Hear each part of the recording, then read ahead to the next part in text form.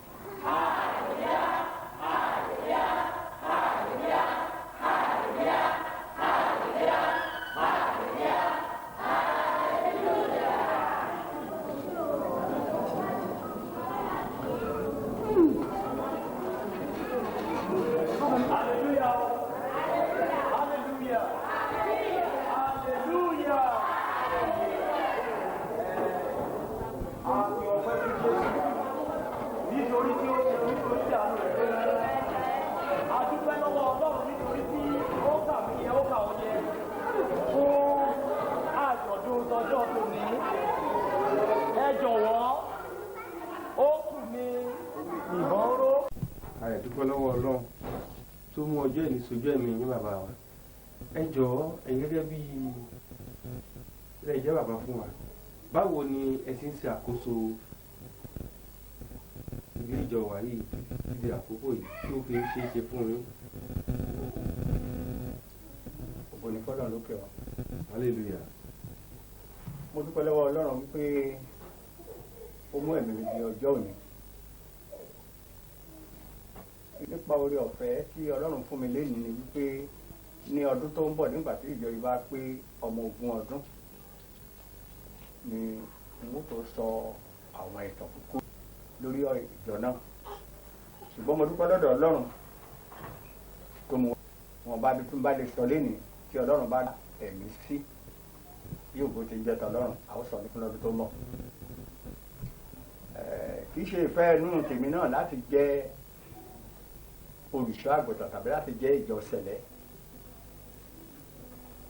ilé tá a wà yìí ilé abòrìṣà ni dáadáa ìdílé abòrìṣà ni wọ́n ní tẹ́ ń wò yìí òun ni àwòrán ọ̀ṣun ìjẹ̀bú-jẹ̀ṣà àwòrán ọ̀ṣun òkè ògún. ẹ̀yìn náà nígbà tó gbéṣẹ̀ wípé kì máa ṣe èrò yí mi lọ́kàn padà láti lọ. mo gba baptisi gba ọwọ́ òyìnbó Father Galvin ní 1937 padà sínú ilé. ṣùgbọ́n kó tó di àsìkò kan padà wá sí Ìjẹ̀bú-Jẹ̀ṣà tó jẹ́ ọ̀kan tó padà ní àwọn akọni nínú ìjọ Anglican St. Matthew's Ìjẹ̀bú-Jẹ̀ṣà yìí títí mo ṣe lọ sí school títí di ọdún 1942. lẹ́yìn yẹn ó tó padà sí àtìpó lọ ó tó padà sí Catholic mi again. ṣùgbọ́n kí n má máa fa ọ̀rọ̀ gùn láìpẹ́ láìjìnlẹ̀ nígbà tó dé ọdún 1968 wàhálà kan bẹ̀rẹ̀ níbi iṣẹ́ mi. wàhálà tó bẹ̀rẹ̀ lẹ́nu iṣẹ́ mi mú mi títí débi 1973 tó ṣe pé ẹ̀mí fẹ́ bọ́ fọ́ọ̀tì àwọn ọ̀tá ìdílé tó ní kíni mo gbé ẹ̀sìn ìbílẹ̀ wọn mo gbé jùlọ. ọdún 1974 mo bẹ̀rẹ̀ ṣíṣe Sẹ̀lẹ̀. bí mo ti wọ ìjọ Sẹ̀lẹ̀ ẹ̀fọn àbámu wọ̀ bẹ́ẹ̀ ni wọ́n jíṣẹ́ fún mi wípé láìpẹ́ láì jìnnà èmi ni ó mú ìjọwọ́ ìlú Ìjẹ̀bú-Jẹ̀ṣà yìí. wọn ò mọ̀ pọ́ mọ́ Ìjẹ̀bú-Jẹ̀ṣà ni mí. wọ́n ní ìrókò ọjà kan wà níbẹ̀. wọ́n ní ìyẹn ń dá ire tó wà nílùú Ìjẹ̀bú-Jẹ̀ṣà padà. wọ́n ní ìlú Ìjẹ̀bú-Jẹ̀ṣà bá ti jù bẹ́ẹ̀ lọ ṣùgbọ́n ìrókò yẹn ń dá padà. torí náà wọ́n ṣe àwọn iṣẹ́ kan nípa ètò máa mú kí oore ọ̀fẹ́ wà láti gé igi yẹn dànù. bó tilẹ̀ jẹ́ pé mi ò ṣiṣẹ́ yìí torí ẹ̀rù bà mí Ọlọ́run ti múra tán láti gé ìrókò yẹn ní títí wá fẹ́ gba títí ta àlà yìí ló fẹ́ gba ọ̀nà Ìjẹ̀bú-Jẹ̀ṣà. pípẹ́ tí ìrókò yẹn bá wà ń bẹ̀ o wọ́n á sọ Ìjẹ̀bú-Jẹ̀ṣà bí bypass. nípa bẹ́ẹ̀ àwọn ọmọ ìlú pèrò pọ̀ wọ́n ní àwọn ògè ìrókò yẹn ògè ìrókò dáa. kò pẹ́ kó jìnnà lóṣù kejì àbóṣù kẹta bẹ́ẹ̀ ni Ọlọ́run pè mí pé ó yá dìde wá lọ sí Ìjẹ̀bú-Jẹ̀ṣà wá lọ bẹ̀rẹ̀ ìjọ tá a wí. wọ́n ní níbi tí ìjọ náà ó dúró o gẹ́gẹ́ bí ẹ̀mí Ọlọ́run ṣe sọ ó ní oríta ní ibẹ̀ máa jẹ́ ó ní ilé òrìṣà kan ó ló wà nítòsí ibẹ̀ ó ló kọjú sí gbangba ó ní ṣùgbọ́n láìpẹ́ láì jìnnà ó ní òun fẹ́ fi àgbà hàn láàrin òun àti òrìṣà. ibi tá a wà yìí gangan níbẹ̀ ni a ti lu agogo ìjùbà tí a ti forí balẹ̀ tó ló wá gbé ìjọ ìkalẹ̀ sí ní ọjọ́ 29 oṣù kínní ọdún 1978 gẹ́gẹ́ bí ìdílé Ọlọ́run. ilé tí ó sì wà níwájú rẹ̀ léyìí tí a ti wó tí a kọ́ ilé sí lọ́wọ́lọ́wọ́ rẹ̀ mo nípa ẹ̀.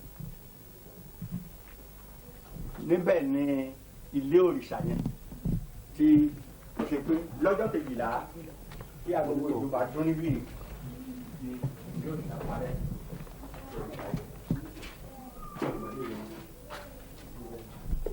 Gbàgbọ́ rẹ̀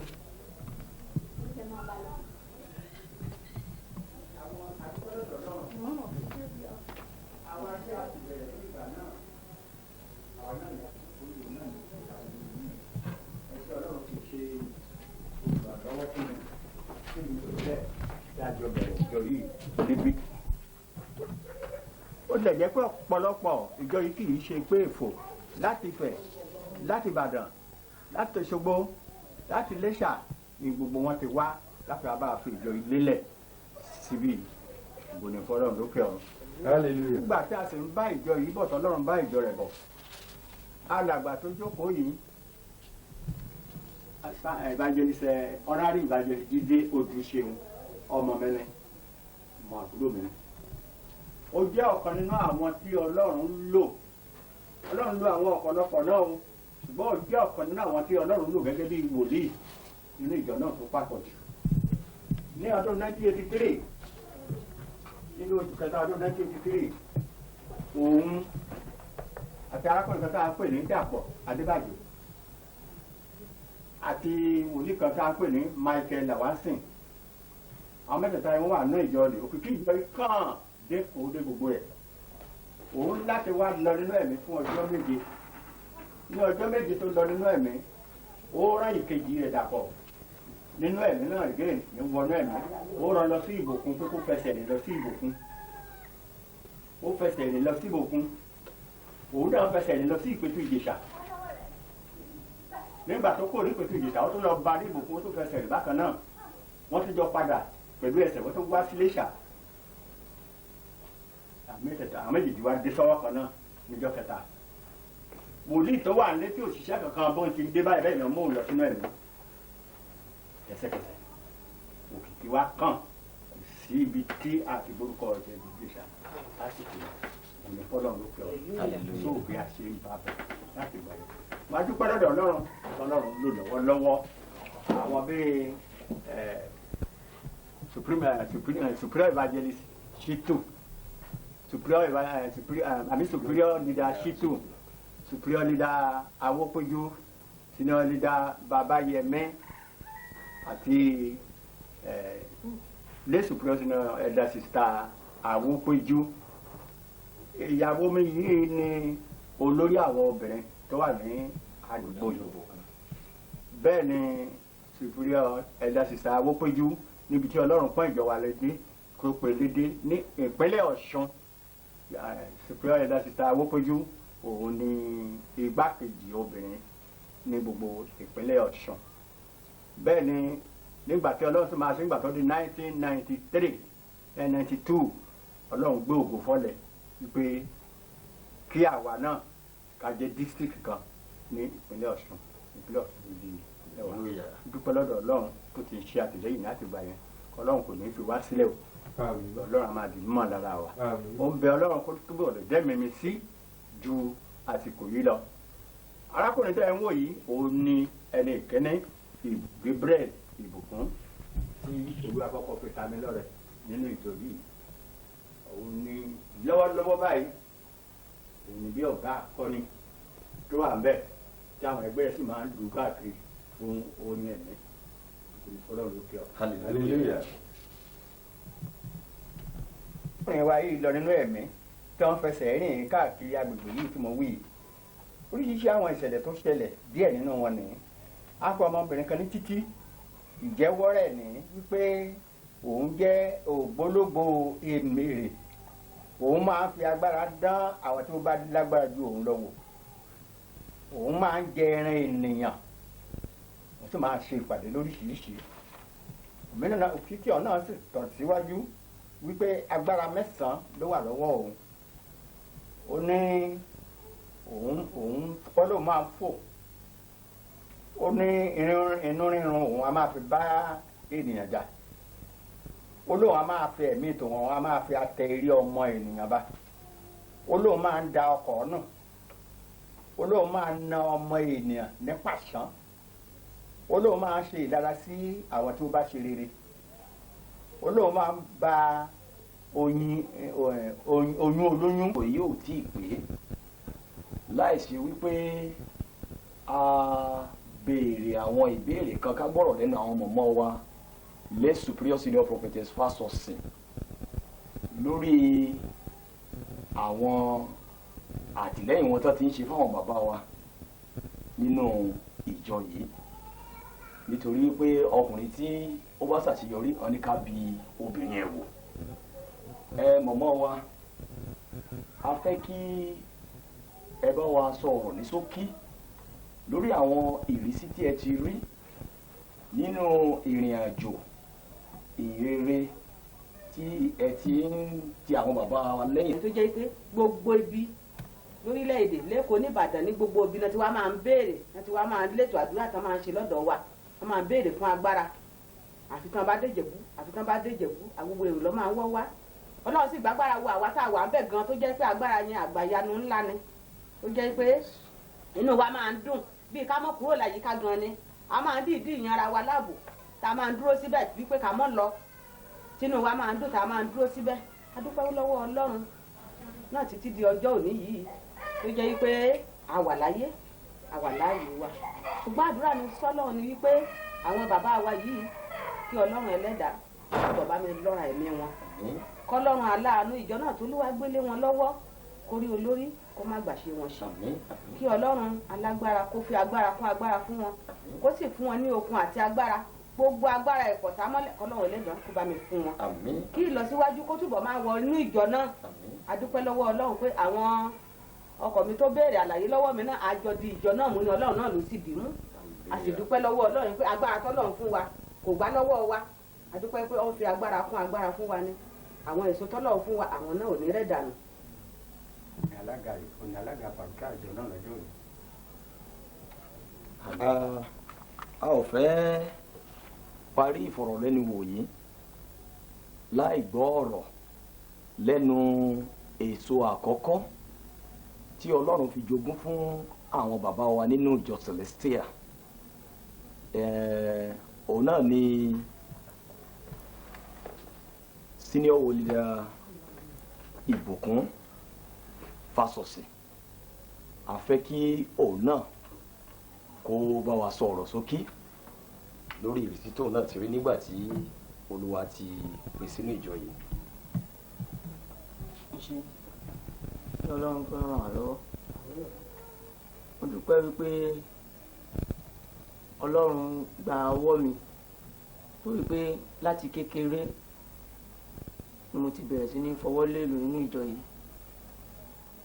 inú ìjọ yìí ni mo gbọ́njú sí mo sì dúpẹ́ lọ́wọ́ ọlọ́run wípé mo gbọ́njú bá ìlú lọ́wọ́ ara mi ni tí mo dẹ̀ ń lò títí tí ó fi di àsìkò tí ọ̀gá akọrin wa fi wà ń bẹ̀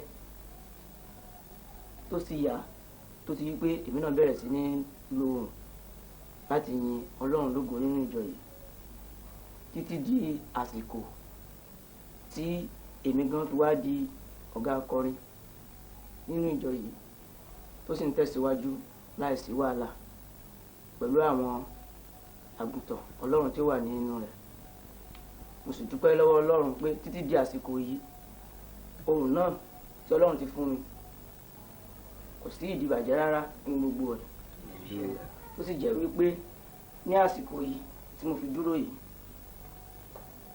ọlọ́run gba ẹgbẹ́ orin sọ̀kalẹ̀ láti ọwọ́ mi tó jẹ́ wípé tí ìjọ yìí tó bá ní ohun ayẹyẹ kan ṣíṣe à á lọ láìsí wàhálà tó jẹ́ pé a sì ń yẹra wa màá sì fẹ́ ní orúkọ ọlọ́run kí ó lè jẹ́ kó máa tẹ̀síwájú bẹ́ẹ̀ àti wípé bàbá wa ní olúwa tí wọ́n jẹ́ bàbá fún mi ọlọ́run fún wọn ní ẹ̀mí gígùn nítorí wípé tí wọ́n bá fún wọn ní ẹ̀mí gígùn nínú rẹ̀ ni mo ti lè ṣe àṣeyọrí àti wípé nínú rẹ̀ ní ìjọ yìí ni mo ti lè ṣe ohun rere kan níṣojú wọn nínú rẹ̀ nítorí wípé a ṣẹ̀ṣẹ̀ bẹ̀rẹ̀ ni so nígbà tí má sì tẹ̀síwájú lágbára ọlọ́run ibẹ̀ náà ni mo ti ṣe ń padà bọ̀ lágbára olúwa tí màá tún ṣẹ̀ṣẹ̀ wàá gbé iṣẹ́ orin yìí lákọ̀tun gẹ́gẹ́ bí ọlọ́run ṣe fi lé wọn lọ́wọ́ àti bí wọ́n ṣe fi lé mi lọ́wọ́ so kí olúwa kó ràn wá lọ́wọ́.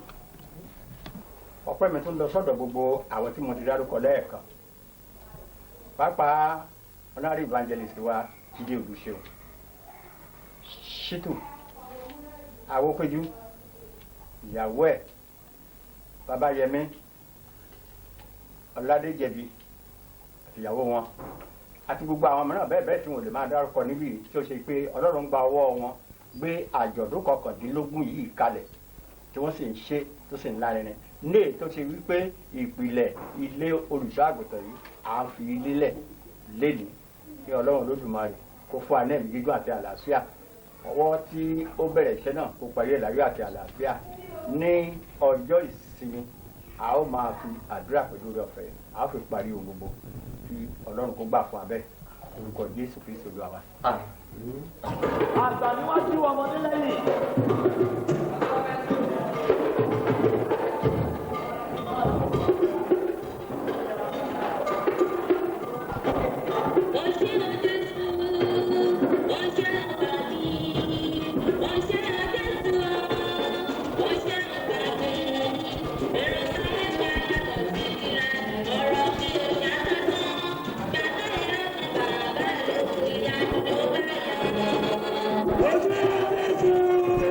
Let's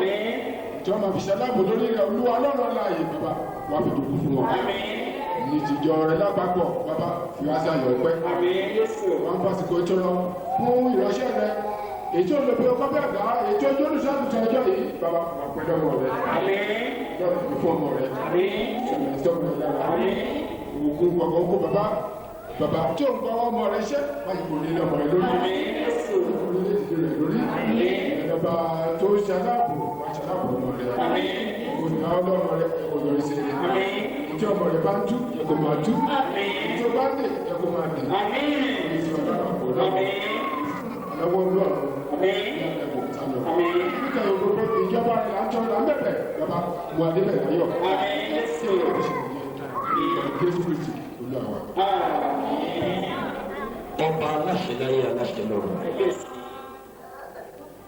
Ọlọ́run ọba tí fa àṣẹ borí ìbéèrè àwọn àyànfẹ́.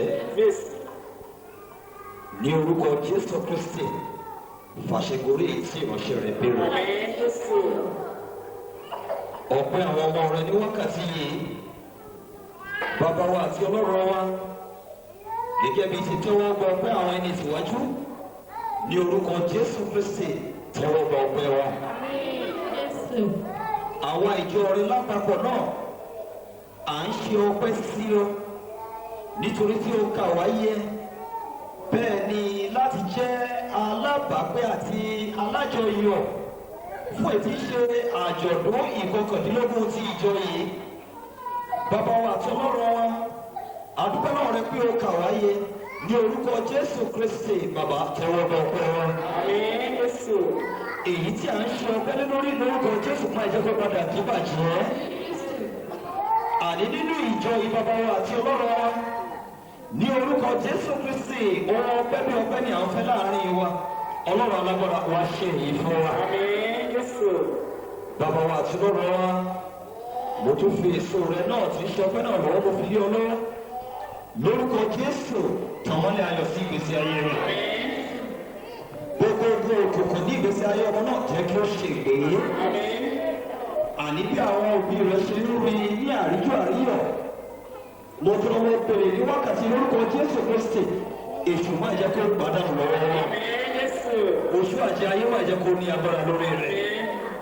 Ìjọ olóòrùn aṣọ ọpẹ́ ti ọdún yìí àwa bí ọba láàánú jùlọ ní orúkọ Jésù Kristi ní ìgbà tí a ó tún ṣe àjọ̀dún ètí ṣe ogún ọdún tí a gbé ìjọ yìí kalẹ̀ ní ìlú Ìjẹ̀bú-Jẹ̀ṣà. Ìjẹ́ alágbára gíga náà àwọn ọmọ atọ́ra bí ọdún wákàtí yìí ní orúkọ Jésù Kristi wọ́n jẹ́ ká fẹ́nikẹ́ni ṣe àwọn ọ̀rọ̀ yìí. Ní gbogbo àwa tí a ń ṣe ọpẹ́ ní iwájú rẹ ní wákàtí yìí àti àwọn tí kò ní ọdún ọ̀fẹ́ láti bá wa jọ́sìn ní ètí ṣe ọjọ́ tòní àbẹ̀ ọba máa ló jùlọ gbogbo kú òjijì àìsàmọ̀dí èyí tó lè má mú ẹnìkẹ́ni bá wa pé nínú ètí ṣe àjọ̀dún ogún ọdún tí a ó ṣe bàbá wa àti ọlọ́run wa àbẹ̀ ní wákàtí ìlú alẹ́ jìnnà sí wa. Olùṣọ́ àgùntàn wa bàbá wa senior evangelist L.O. Fásọsì ìjọ ọlọ́run alágbára akébíọ̀ ní wákàtí yìí ẹ̀yin ni ọba òrọ́mọ oníṣẹ́ fàyàtì ìjọ olóòrùn ní wákàtí yìí mo pé ọmọ rẹ wá síwájú rẹ Kristi Jésù wá dọ́wọ́ rẹ lé ọmọ rẹ olóòrùn wá dọ́wọ́ rẹ lé ọmọ rẹ.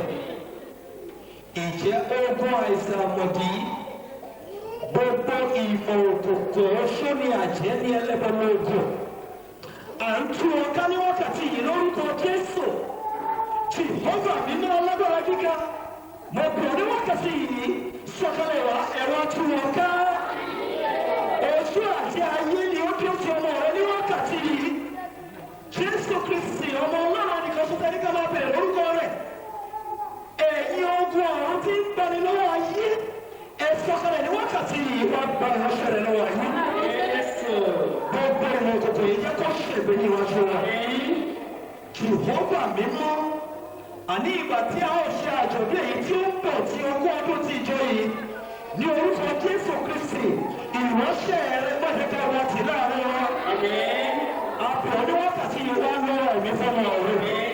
Wá fi ọjọ́ kún ọjọ́ fún wa. Wá fi oṣù kún oṣù fún wa. Wá fi ọdún kún ọdún fún wa. Àlàáfíà tó péye ní wákàtí yìí fi jogún fún wa. Wá ràn wá lọ́wọ́. Sọ ayọ̀ rẹ sọ̀kalẹ̀ sáàrin wa. Ká láyọ̀ láti máa yẹ ológo. Ká lè máa gbé ọ̀gá. Gbọ́ aláṣẹ ọ̀rọ̀. Jésù Olúwa wa. Àmín. Àmín. Àmín lórúkọ Jésù.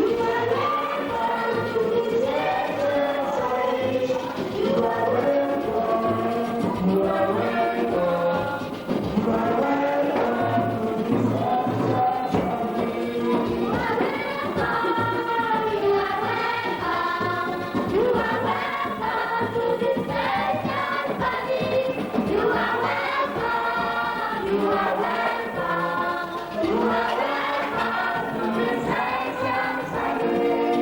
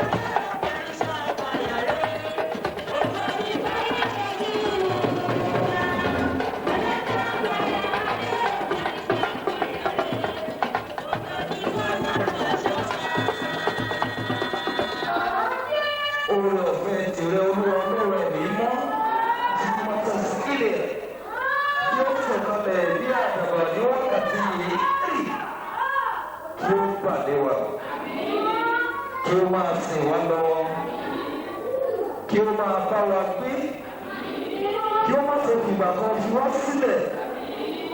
Ìjẹ́ èyí tí ń ṣe orin ọ̀fẹ́ tí a jẹ ní ọjọ́ tòní abẹ́rẹ́bẹ̀rẹ̀ lórúkọ Jésù Kristi kí ó jẹ́ àjẹmọ́nú. A ṣe ayẹyẹ àjọ̀dún ti ọjọ́ ìbí kọkàndínlógún ní orúkọ Jésù Kristi ní ìgbà tí a ò fi ṣe ti 20 ọdún. A béèrè ní ọ̀pára jẹ Jésù Kristi ní wákàtí yìí kí a má ṣe fi ẹnikẹ́ni ṣe àwárí, kí a máa pèlè sí nínú ìjọ náà kó máa pèrú sí ayọ̀ ìgbà Ọlọ́run ní wákàtí àtọ̀wé tó máa wọlé tọ̀ wá.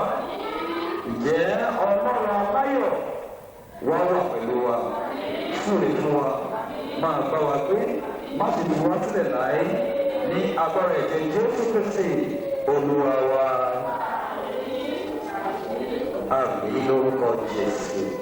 Méje.